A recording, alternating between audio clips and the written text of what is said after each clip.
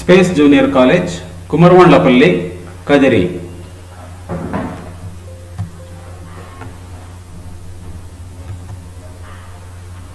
Shrimati GS Saritha madam, principal, space colleges, Kadiri.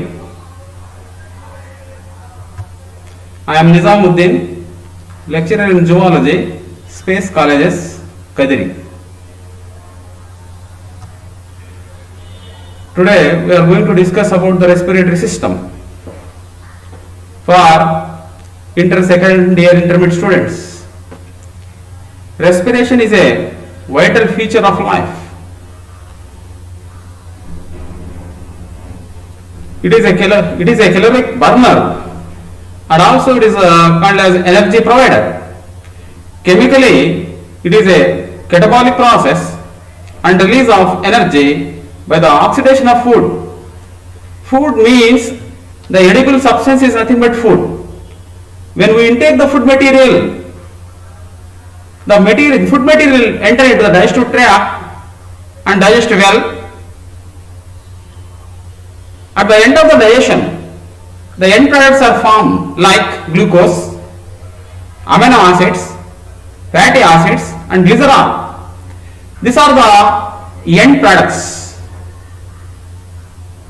These end products absorbed by the intestinal wall and mingles in the bloodstream. Through the bloodstream, these food materials enters into living cells of the body. At the same time, in the process of respiration, oxygen also enters in the living cells.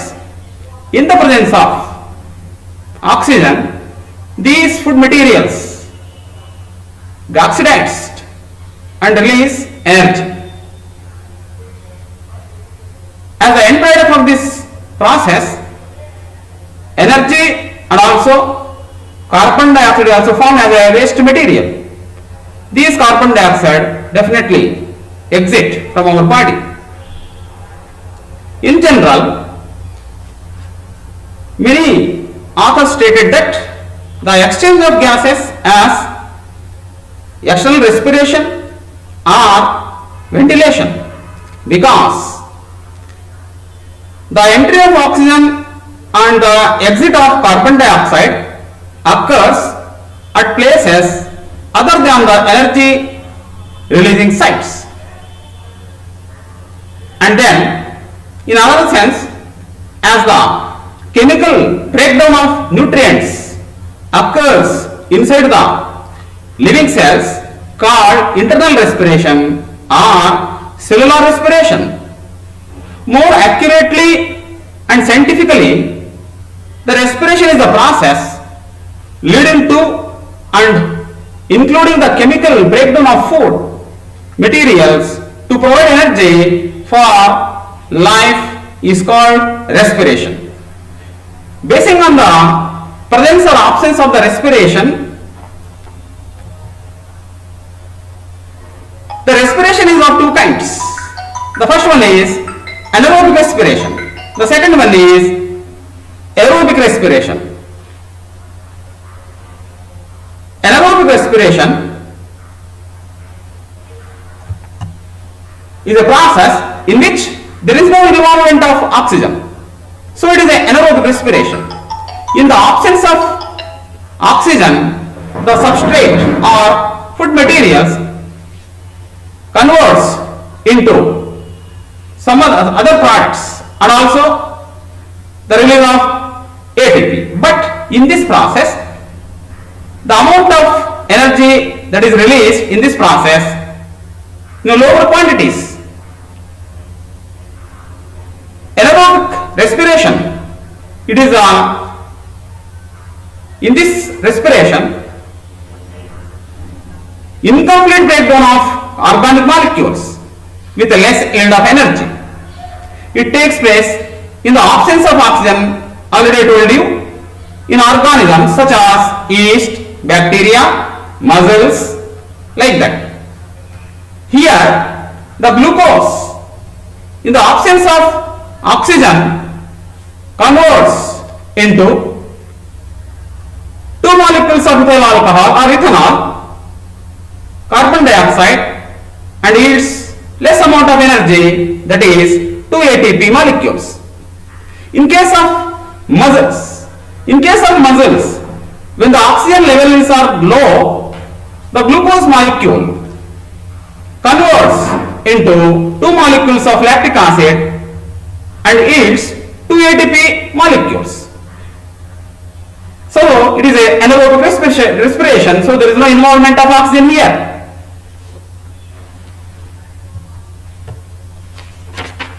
The second one is aerobic respiration.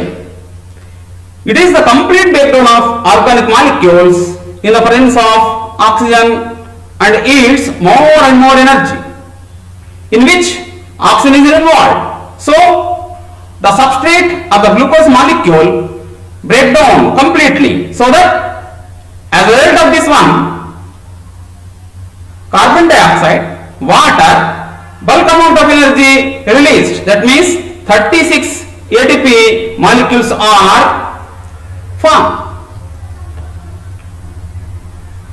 Respiratory pathways in different animals. In case of invertebrates like protozoans, sponges, cnidarians, flatworms, in which there is no particular or specialized respiratory organs in them. In all these organisms, respiration takes place by means of simple diffusion. Diffusion means always gases moves from higher concentrations to lower concentrations until both the concentrations reach to the equal levels. For example, in case of protozoans like amoeba, euglena, paramecium, like that, in these animals there is no particular respiratory organs, but they can respire, but they require oxygen. The oxygen we know well dissolved in the surrounding water. Such oxygen enters in the body of the protozoans through their plasma membrane. Whenever the oxygen enters in the cytoplasm of these animals, the oxygen involved in the oxidation process, thereby carbon dioxide energy is liberated. The carbon dioxide definitely exit from the body of the animals. In such a way, one gas, that is oxygen, enters into the body, another gas, that is carbon dioxide, eliminate or exit from the body to outside. So exchange of gases takes place. Such a phenomenon is known as diffusion. In case of sponges also, they won't have any specialized respiratory organs. In sponges also, the respiration takes place by means of simple diffusion. In case of cnidarians, in which also there is no particular respiratory organs there, the respiratory process maybe takes place by means of simple diffusion. In the flatworm also, they got energy from this process without the involvement of oxygen in some platforms, especially in parasites. In free living animals belongs to platyhelminthes animals, they can respond by means of simple diffusion. In case of earthworm belong to phylum Annelida, these animals won't have specialized respiratory organs in them also. But earthworms, they can respire with their body wall. Why? Because always the body surface of these earthworms have a thin film of water layer. The environmental oxygen first of all dissolved in this thin film of water.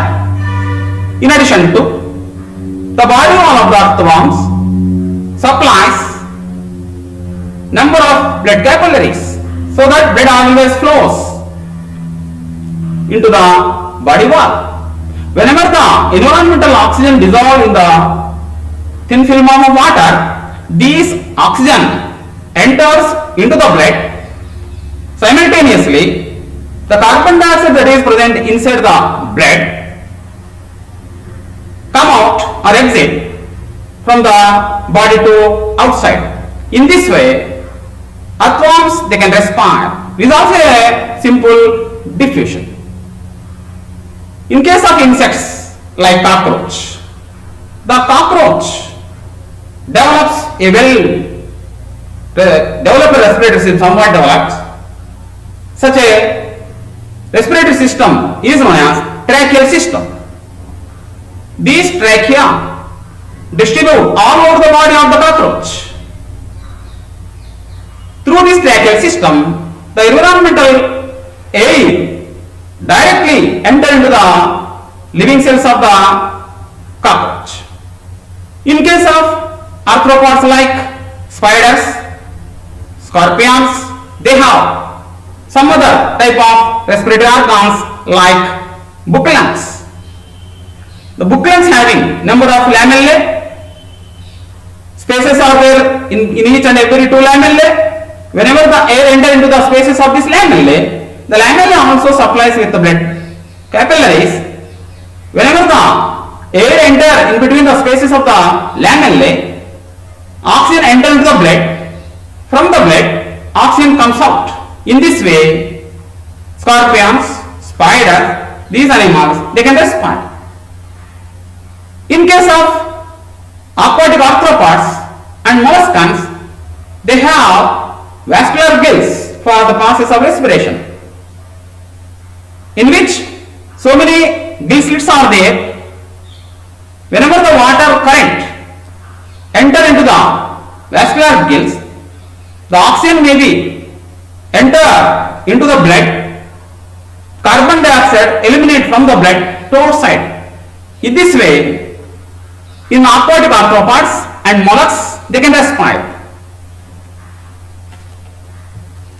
In case of vertebrates like fishes, amphibians, reptiles, birds, mammals, they have somewhat well developed respiratory organs.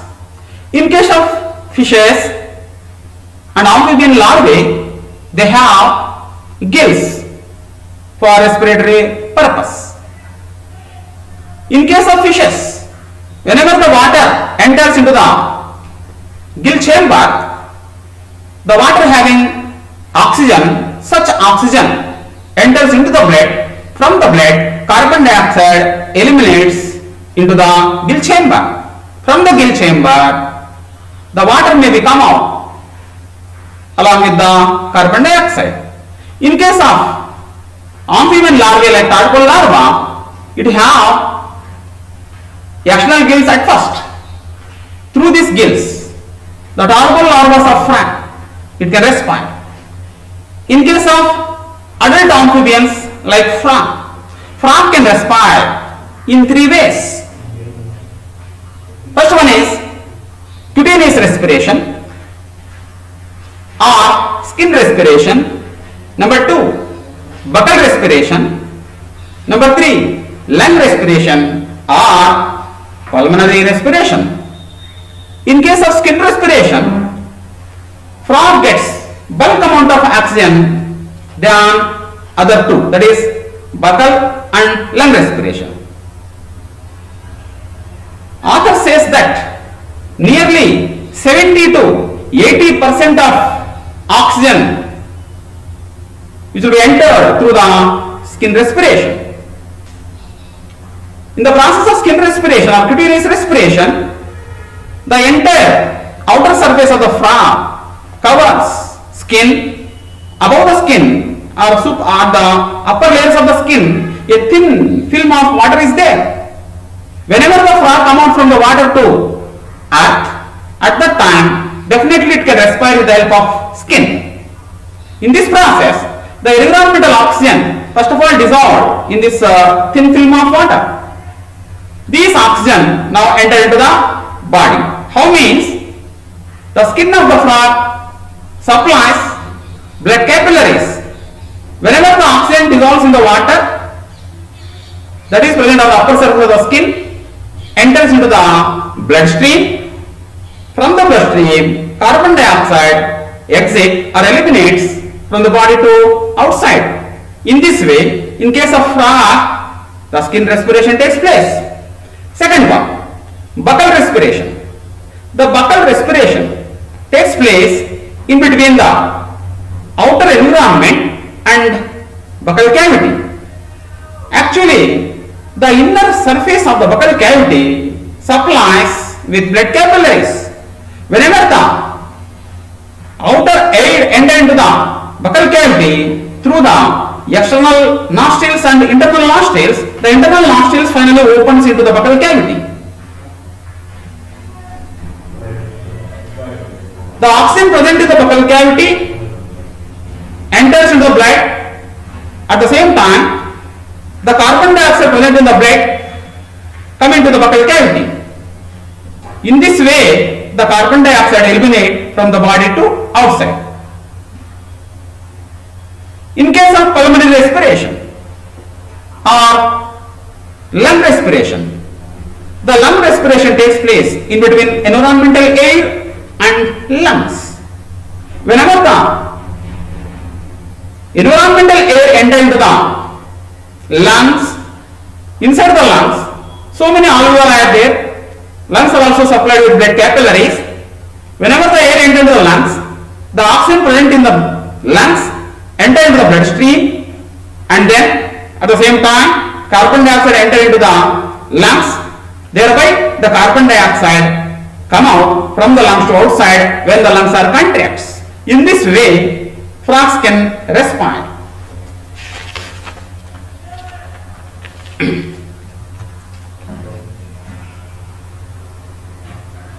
Now we discussed about the human respiratory system.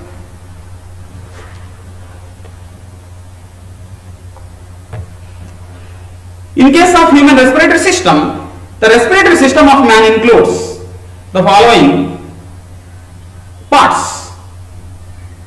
First one is external nostrils, second one is nasal chambers, third one is nasal pharynx, fourth one is larynx, fifth one is trachea, sixth one is bronchi and bronchioles, finally a pair of lungs are there. All these are constitute the entire respiratory system. First of all, we discuss about the external nostrils. A pair of external nostrils are open to outside above the upper lip. These are the external nostrils. These external nostrils helps to enter the environmental air into the nasal chamber. Second one is nasal chambers. A pair of nasal chambers are there. These nasal chambers are gets separated by means of a vertical septa. These septa are known as nasal septa. The nasal chamber divides into three parts. First one is vestibular part. These vestibular part have hairs, mucus glands. The main purpose of the hairs inside the nasal chamber, whenever the air enters into the nasal chamber, the hairs which are holds the any dust particle if any present in the air, the hairs prevents the entry of dust particles if any present in the air. At the same time, the nasal chambers also have muscular glands or mucus glands. These mucus glands secretes a kind of gelatinous substance or mucus substance. These mucus substances also capture the dust particles if any present in the inhaled air. The second one is respiratory part. The respiratory part is one. It is also known as air conditioning chamber or air conditioning part. In case of summer season, the inhaled air having more and more temperature than the body temperature. Such a hot air whenever entered into the nasal chamber, the respiratory part reduces the or controls the temperature, and also in case of winter season, the inhaled air having less temperature than the body temperature, so that the air that is entered into the nasal chamber gets temperature, so that the inhaled air raises its temperature up to the optimum level, that is the temperature of the body. The last chamber, that is the olfactory part. This olfactory part is having some sort of sensory epithelia. This is the olfactory epithelium. This is meant for smell. This is the description of the nasal chamber. The third one is nasopharynx.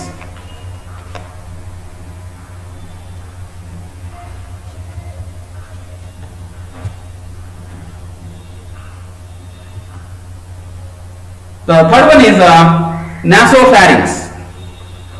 The nasopharynx is a part of the pharynx. The nasal chambers enters into the nasopharynx through the internal nostrils. Again, the nasopharynx again opens into the oropharynx through the slit-like structure, that is glottis. Finally, the oropharynx opens into a tubular structure or windpipe. It is known as trachea. Now the next part of the respiratory system, that is known as larynx. It is a cartilaginous box-like structure which help in production of sound. So it is known as sound box, or also called as voice box. Why? Because through which sound may come. It is formed by 9 cartilaginous structures. These 9 cartilaginous structures form the entire larynx. Among these 9 cartilages, 3 are unpaired one. The next 3 are paired structures. The unpaired cartilaginous structures of the larynx is thyroid cartilage, cricoid cartilage, epiglottis. The remaining 3 are paired structures. They are carniculate cartilage, cuneiform cartilage, and adenoid cartilage. These are paired. So totally 9 cartilaginous structures, they are participate in the formation of the larynx. Now epiglottis is a thin flap-like structure. This is attached to the thyroid cartilage to prevent the entry of food into larynx through glottis. In this larynx, a pair of yellow elastic fibers which connect the thyroid and adenoid cartilages called vocal cords. The space in between these 2 vocal cords is known as rima glottis.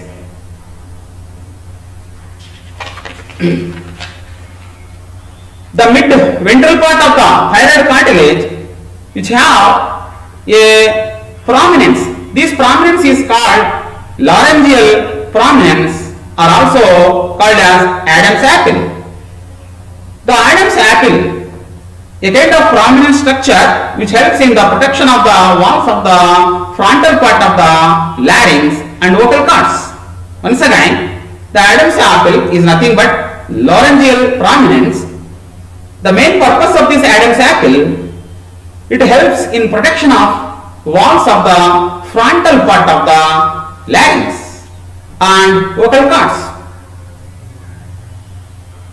In addition to, Adam's apple helps and controls in the intensity of voice also.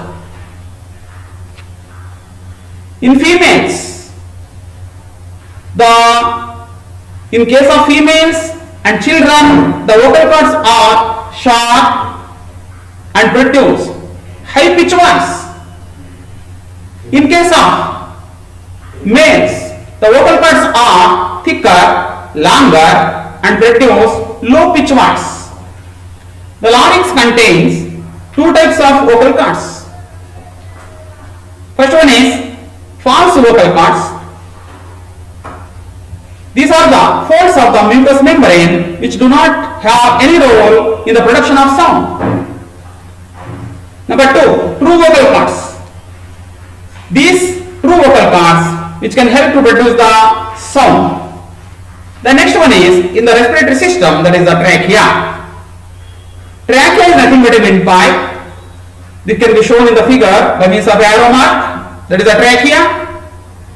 It is extending from larynx up to the mid-ventral thoracic cavity. This windpipe or trachea, it is supported by C-shaped cartilaginous rings. They are incomplete dorsally and keep trachea always open, preventing from collapse. Internally, the trachea is lined by pseudo-stratified ciliated epithelium. Once again, the trachea is a pipe-like structure through which air will be passes into the lungs, so it is known as windpipe. It is extending from larynx up to the mid-ventral thoracic cavity. It is supported by C-shaped ring-like cartilaginous structures. They are incomplete dorsally and keep trachea always open, preventing from collapse. Internally, trachea lined by pseudo-stratified epithelium. Now, bronchi and bronchioles. This is the next part of the respiratory system after the trachea. When the trachea enters into the thoracic cavity, it divides into two branches, left and right primary bronchi at the level of fifth thoracic vertebra. Each and every primary bronchi enters the corresponding lung and divides into secondary bronchi. Secondary bronchi divides into tertiary bronchi. The tertiary bronchi redivides into primary bronchiole and then secondary bronchiole and then tertiary bronchiole and then terminal bronchiole. Finally, the terminal bronchioles divide into small, minute respiratory bronchioles. These respiratory bronchioles, which terminates into alveolar ducts. Finally, these alveolar ducts ends with the alveolar sacs. Bronchi and initial bronchioles are supported by incompleted cartilaginous rings. Once again, bronchi and initial bronchioles, as in case of windpipe or trachea, they are supported by incompleted cartilaginous rings. The branching network of trachea, bronchi and bronchioles constitute the pulmonary tree. This tree, an upside down tree. It is a pulmonary tree. Next one is lungs. A pair of elastic lungs are there in the thoracic cavity on either side of the heart. They occupy greater part of the thoracic cavity. These are covered by a double layered membrane called pleura. The first membrane or outer membrane is somewhat thick when compared to the another one or inner one. These outer pleura come in contact with the thoracic cavity. Then the inner pleura is very close to the outer surface of the lung. These are covered by in between the two pleura or two layers of the lungs, a gap is there. This gap, which is filled with pleural fluid, this pleural fluid reduces the friction on the lung surface. The outer pleural membrane is very close and contact with the thoracic lining, as already told you, whereas the inner pleural membrane is in contact with the lung's surface. The part of respiratory system starting with external nostrils up to the terminal branches called conducting part. Once again, the part of the respiratory system starting with external nostrils up to the terminal bronchioles called as conducting part, whereas the alveoli and the ducts form the respiratory part or exchange part. The conducting part transports the atmospheric air to the alveoli and clears it from foreign particles and humidifies the, also brings the inhaled air to the body temperature. The respiratory or exchanging part is the site of actual diffusion of gases between blood and the atmospheric air. Such respiratory organs are present in our thoracic cavity. Anatomically, the lungs are located or present in a airtight chamber. This chamber is formed dorsally by means of a vertebral column, ventrally by means of a sternum, laterally by means of ribs and intercostal muscles. At the lower surface of this thoracic cavity, a dome-shaped diaphragm is there. This diaphragm also helps in the respiratory process. The anatomical setup of lungs is in the thoracic cavity is such that any change occur in the volume of the thoracic cavity, it will be reflected in the lung cavity. Such an arrangement is essential for breathing.